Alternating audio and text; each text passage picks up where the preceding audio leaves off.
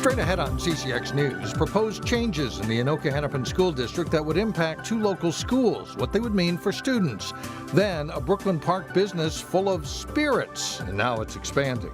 And later, coming soon to Plymouth, a day to celebrate 2 local athletes and a gold medal. CCX News starts right now.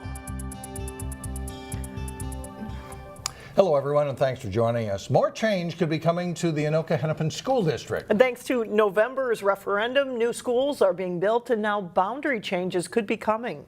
Eric Nelson joins us now with more on this. Eric? Yeah, Alex and Mike, there are 38,000 students in the Anoka-Hennepin district coming from 13 different cities, including the northwest suburbs. There is overcrowding in some schools, while others are below capacity. To fix this, the district wants to combine the attendance areas at Evergreen Park World Cultures Community School in Brooklyn Center and Monroe Elementary in Brooklyn Park. The proposal is to make Evergreen Park the 345 campus and Monroe the K12 campus, and both STEM schools, STEM opportunities, without changing and shifting any boundaries from Monroe to Evergreen Park. Evergreen Park and Monroe are located within a mile of each other. If this proposal becomes reality, it would take effect in the 2019-2020 school year. The Anoka-Hennepin district says it's very early in this process, and they want parent, teacher, and community feedback on the idea. The district hopes the school board can make a decision by next September so they can make the necessary changes and notify parents. The district believes this is the best option for both Evergreen Park and Monroe. We know that the STEM program is very successful and it tracks into Jackson Middle School and Champlain Park High School, so we thought rather than shifting boundaries or forcing neighborhoods to move, it may be a better opportunity just to include Evergreen Park in that same STEM school and make them a split campus. Now, the next step in this process is to have public meetings with parents at the schools. If people can't make those in person, they can give their feedback on the Anoka-Hennepin website. Alex and Mike? Okay, thank you, Eric. Well, charges could come Friday against 2 suspects in a Brooklyn Center shooting that left a man hospitalized with life-threatening injuries. The shooting happened in the 6,000 block of Colfax Avenue North shortly before 4 p.m. on Wednesday. Brooklyn Center police arrested a man and a woman at the scene. A police spokesperson says the 2 suspects and the victim knew each other. We could learn more on Friday about what led up to the shooting if charges are filed. The Reverend Billy Graham passed away this week at the age of 99, and many Christians are remembering him as America's pastor. And he always had that ability to talk about the truth of God and the Bible, and then just really quickly turn it and in a very loving way have people begin to start thinking about, what about my life? Suburbs of Illinois.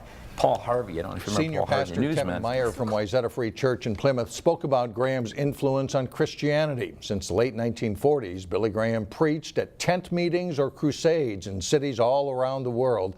MEYER says Graham's simple message still resonates with people today.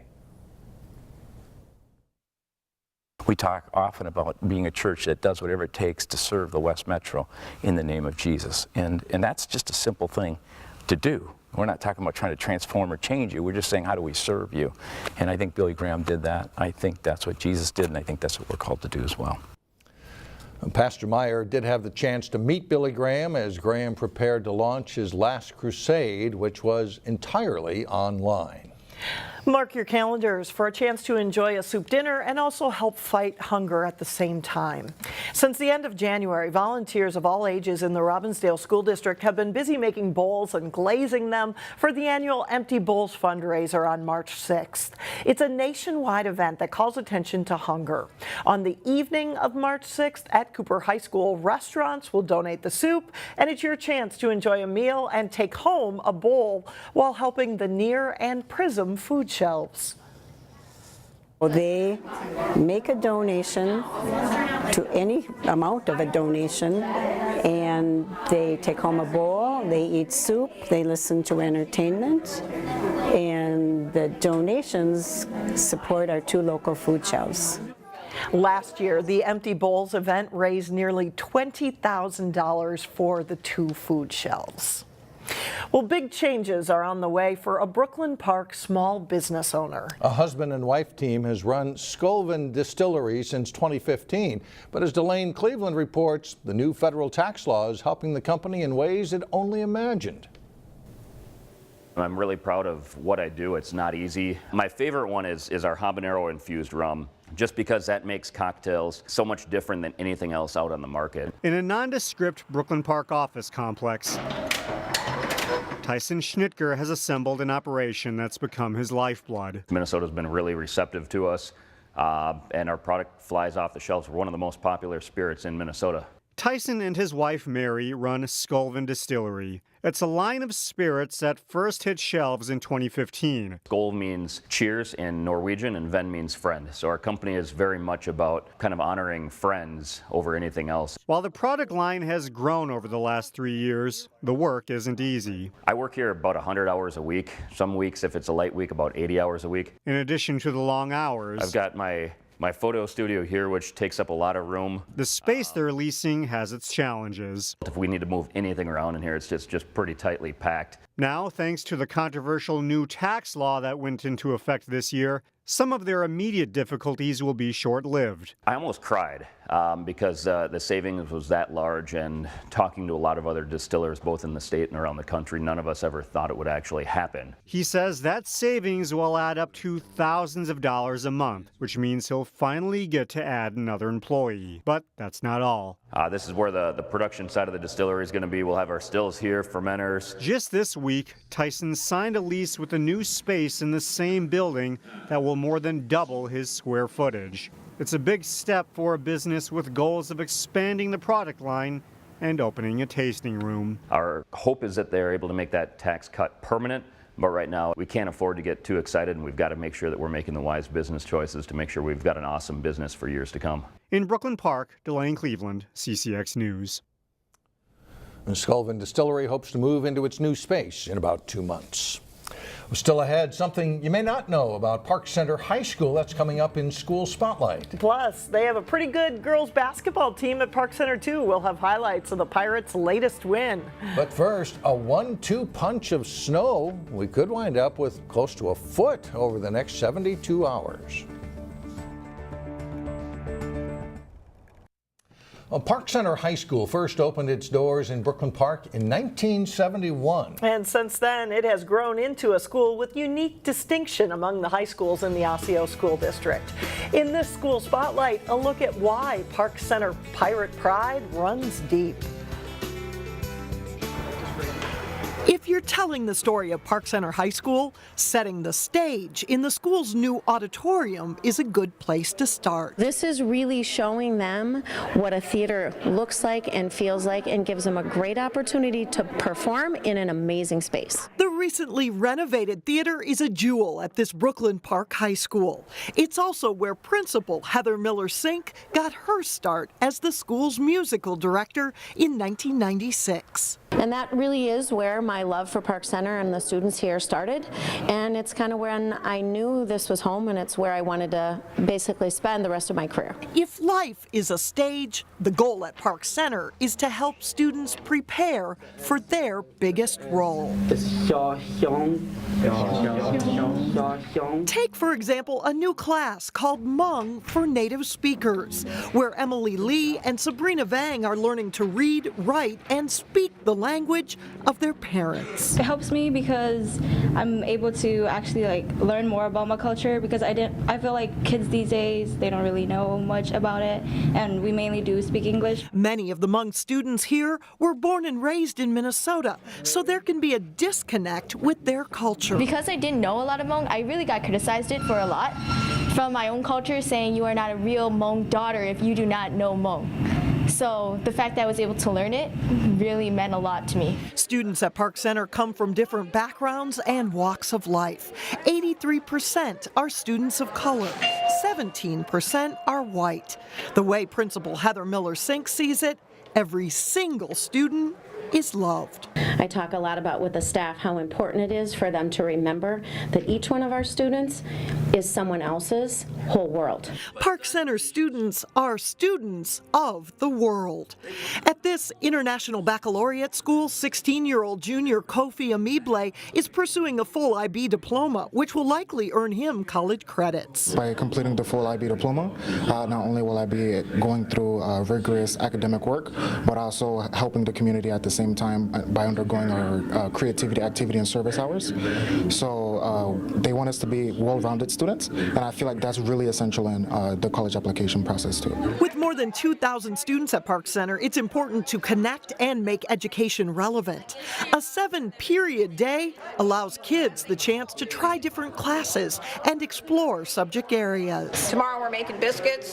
Don't overroll them because they'll turn into hockey pucks. In Catherine Hutchinson's culinary arts class, making gingerbread muffins opens the door to cooking as a lifelong skill or even a career. So they can put things into practice and then they can know if it's a career, but you don't know what your career is until you have some smaller experiences. Sometimes up-and-coming local chefs visit the class too and provide a real-world view. I always like it when the real-world chefs say exactly what I say, but that's good. It's good when they say the same thing. At the end of the day, Park Center High School aims to ready students for every stage of life. We want them to know that we've prepared them for the world. Still ahead, 20 years of silver medals and heartbreaking defeats are over, and 2 Plymouth women get to celebrate the gold. And after back-to-back trips to state, the Wayzata boys hockey team is gearing up for another playoff push. John Jacobson is in next.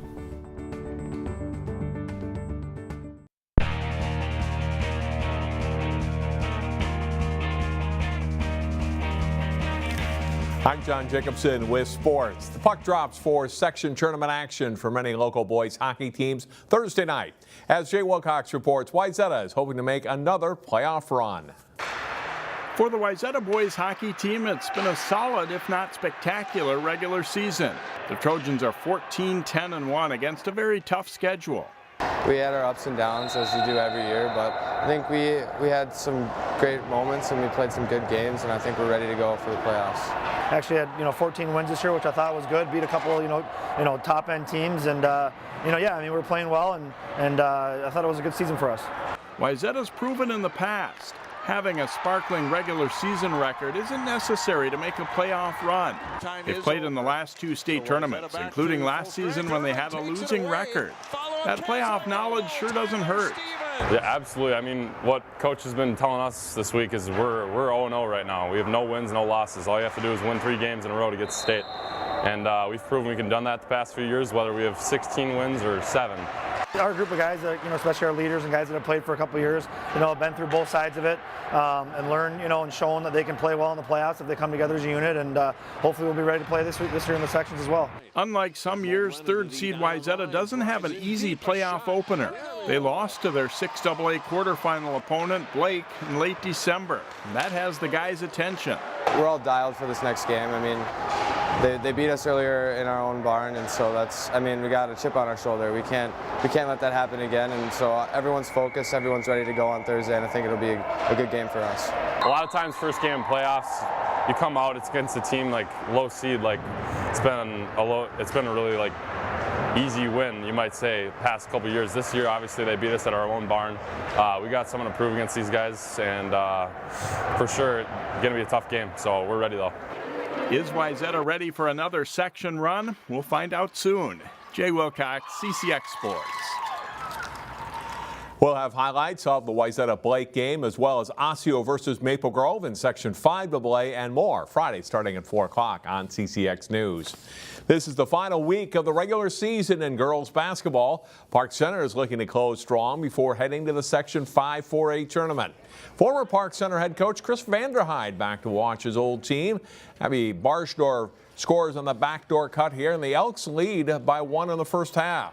Delia McKenzie with a steal runs the break and then feeds Megan DuBois for the Park Center basket. Pirates lead by 4 at halftime. McKenzie drives hard to the basket and the foul early in the second half. She leads all scorers with 21 points. Summer Blakeborn, nice drive for Park Center. She'll get the hoop and foul for a 28-25 lead. Kayla Cox drives baseline. She'll score here for Park Center as they lead Elk River in the second half. McKenzie will get open and score off the inbounds pass. Park Center wins 53-42. The Pirates are now 16-9 on the season. We're nearing the end of the regular season in adapted floor hockey, too. Two local squads battled in a PI division game as Maple Grove, representing all of District 279, hosted Robbinsdale-Hopkins-Mound. Highlights from this game: Calvin Gert will deliver a nice pass, and Vincent Liu buries it for the Robins. It's one of 3 first-period goals for them.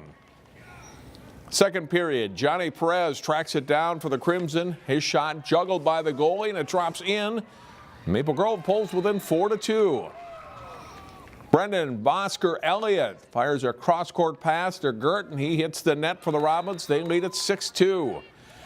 Navarro Tollefson blocks a clearing attempt and scores for Maple Grove. The Robins still lead at 6-3 through 2 periods.